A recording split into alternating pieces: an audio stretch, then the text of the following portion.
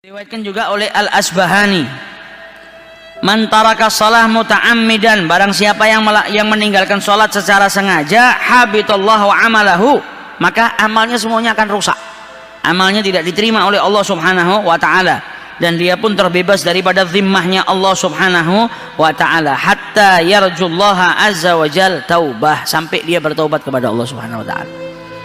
Punya amal banyak, tapi sholat ditinggalkan secara sengaja, hancur semua amalnya. Amalnya semuanya nggak ada yang diterima oleh Allah subhanahu wa ta'ala. Dia menghancurkan amal baiknya selama yang dia buat itu dia hancurkan dengan dia meninggalkan sholat secara sengaja. Tidak hanya hancur, dia pun terbebas daripada zimmahnya Allah, jauh daripada Allah subhanahu wa ta'ala, sampai dia bertobat kepada Allah. Kalau bertobat akan diterima sama Allah subhanahu wa ta'ala. Tapi kalau sampai dia mati tanpa bertobat kepada Allah, tetap meninggalkan sholat secara sengaja, semua amalnya ditolak, semua amalnya nggak ada yang diterima sama Allah ta'ala. Dia menghancurkan amal kebaikan yang selama ini dia perbuat, sampai dia bertobat kepada Allah subhanahu wa ta'ala. Abu Naim meriwayatkan, man taraka shalah muta'ammidan kataballahu ismuhu ala babin nar mimman yadkhuluha.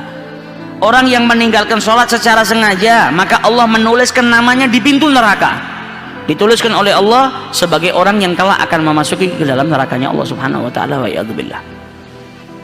Jadi orang yang kepingin jauh daripada nerakanya Allah, jangan tinggalkan sholat. Kalau dia ninggalkan sholat, berarti dia secara sengaja mencantumkan namanya di pintu neraka, karena sudah diingatkan sama Allah subhanahu wa ta'ala. Orang yang meninggalkan sholat berarti dia adalah orang yang secara sengaja menginginkan namanya ditulis di pintu nerakanya Allah subhanahu wa ta'ala, dan kelak masuk ke dalamnya, wa iyadzubillah.